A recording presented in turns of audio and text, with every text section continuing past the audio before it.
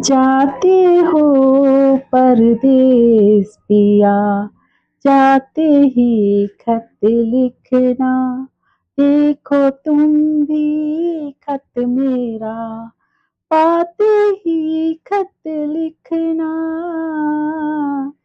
जाते हो परदेस पिया, जाते ही खत लिखना। हाँ जी, राधे राधे, जय श्री कृष्णा, जय श्री राम। वेलकम है यूट्यूब चैनल रूपा आरजी 25 में आपका बहुत बहुत स्वागत है। पीछे किसी ने गाना बजा दिया यार, क्या करें, लोग बनाती तभी ऐसा होता है। फिर माइक का क्या पता नहीं भी आए ज्यादा आवाज तो। बहुत तेज गणेश जी की आरती हो रही शायद। तो ये है गाना उनके लिए जिनके हस्बैंड हो या लाइफ पार्टनर हो या घर का कोई भी हो, तो वो विदेश में रहते हैं। तो ये मतलब जाते हो परदेश पिया, ये तो हस्बैंड वाइफ का ही है। क्या होता है कई बार मतलब एक जगह पे कमाने से मतलब काम नहीं चलता, तो लोगों को मजबूरी में सही पर परदेश जाना पड़ता है, घर छोड़ के जाना पड़ता है। देखिए, कमाई के लिए इंसान को अपनों से दूर भी होना पड़ता है और अपने घर से दूर भी होना पड़ता है। पर इन सब के बीच में एक वाइफ होती है, एक पार्टनर होती है, उस पे सबसे ज़्यादा मतलब दुःख और ये होता है कि मतलब उसके लिए बहुत मुश्किल हो जाता है। क्योंकि जिसके साथ रात-दिन रहने की आदत पड़ जाए, उसे ही मतलब दूर भेजना, उसे बहुत दुःख होता है। पति भी नहीं छोड़ के जा सकता है, पत्नी को भी दुःख होता है, पर कुछ मजबूरियाँ इंसान की ऐसी आ जाती हैं कि उन्हें जाना पड़ता है।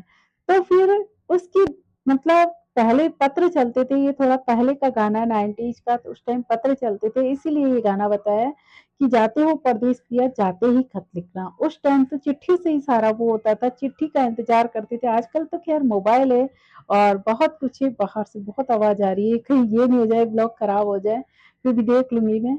तो वो तो यही चाहती है ना कि है ना आप जा तो रहे हो परदेस पर जाते ही खत लिखना। ऐसे मतलब उसका पार्टनर है जो पति है वो भी यही कहता है, देखो तुम भी खत मेरा, पाते ही खत लिखना। बिल्कुल, जैसे अगर उसने खत भेजा है तो उसे जवाब का भी तो इंतज़ार होगा ना, तो वो भी यही कहता है कि जैसे ही तुम मेरा पत्र पढ़ो, वैसे ही मुझे भी मतलब खत लिखना।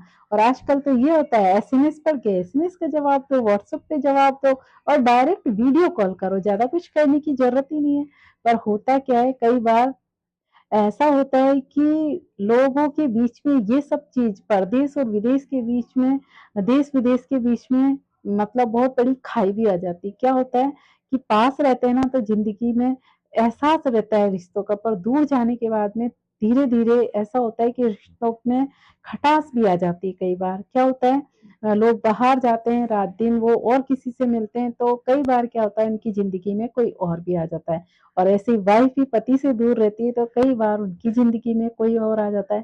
फिर होता क्या है, वो प्यार थोड़ा-थोड़ा कम होने लगता है और कई बार ऐसा होता है कि वो टूटने की कगार पे आ जाता है। तो ये सब चीज़ें ध्यान रखनी चाहिए कि नहीं, देखिए पति-पति होता है और दूसरा दूसरा ही होता है, ऐसे दूसरी-दूसरी होती है। आप कमाने आए हैं तो कमाई पे ध्यान दीजिए, वीडियो कॉल है ना उस पे बात करिए और कभी-कभी छुट्टी लेके घर आइए। और पॉसिबल हो तो अपने घर पे ही रहकर कमाइए, बहुत मुश्किल हो ना तो ही बाहर जाइए। तो बहुत तेज़ आवाज़ आ रही है, क्या करूँ? तो कहने का मतलब ये है कि दूर होने का मतलब ये नहीं है कि हम मतलब उस मतलब प्यार करते हैं, उनसे अलग होके किसी और ही राह पर चल दें, उस चीज़ से हमें बचना है। क्योंकि देखिए ये राहें बहुत मतलब खराब होती हैं, अगर हम भटक गए ना तो पूरा परिवार खराब, पूरी लाइफ़ खराब। ज़रूरी नहीं है कि है ना हम जिसके लिए अपने पार्टनर को छोड़ रहे हैं, उनसे चीटिंग कर रहे हैं, वो हमारी ज़िंदगी काट देगा। नहीं, कई बार हमें कई बेवकूफ़ भी बनाने आते हैं और हमारे हमसे टाइम पास करके और हमें मतलब ऐसी हालत कर देते हैं ना तो इधर के रहे ना उधर के रहे और ब्लैकमेलिंग में फँस गए तो उल्टा ही बहुत परेशानी में है। मतलब पार्टनर दोनों से कहना चाह रही हूँ, हस्बैंड से भी, वाइफ से भी।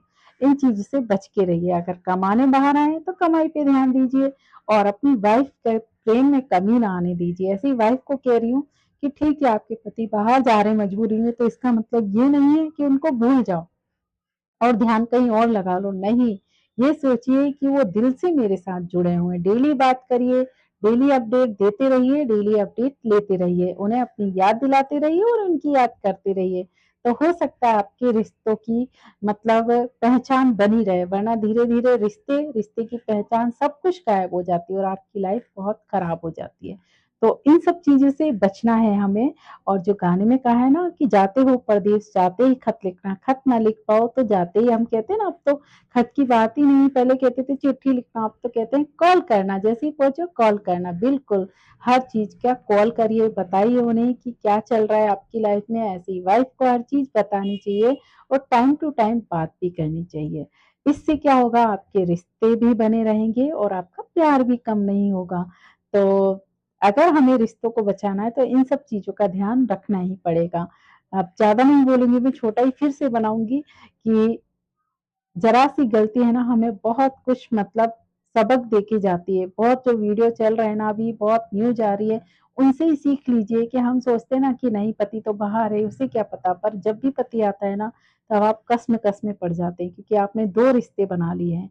एक तो वो पति, एक किसी और को ले आए। उन दोनों के बीच में एक को हटना पड़ता है और वहाँ पर नौबत आ जाती है मर्डर की और वो हमें नहीं करना है। उससे हमारे पति की तो ज़िंदगी गई पर हमारी भी लाइफ कोई अच्छे से नहीं चलेगी। तो ऐसी चीज़ों से हमें बच के चलना चाहिए ना। देखिए हम जानते हैं सामने आग है तो क्यों उस पे पैर रख रहे हैं? साइड होके चल जाओ, बच जाओ ना उससे। अगर कोई हमें प्रपोज़ कर भी रहा है, लाइन मार भी रहा है, तो उससे दूर से ही हाथ जोड़ लो। सबसे बेटर होगा भैया बोल दो, कह दो नहीं, मैं इन सब चीज़ों में इंटरेस्ट रखती नहीं हूँ।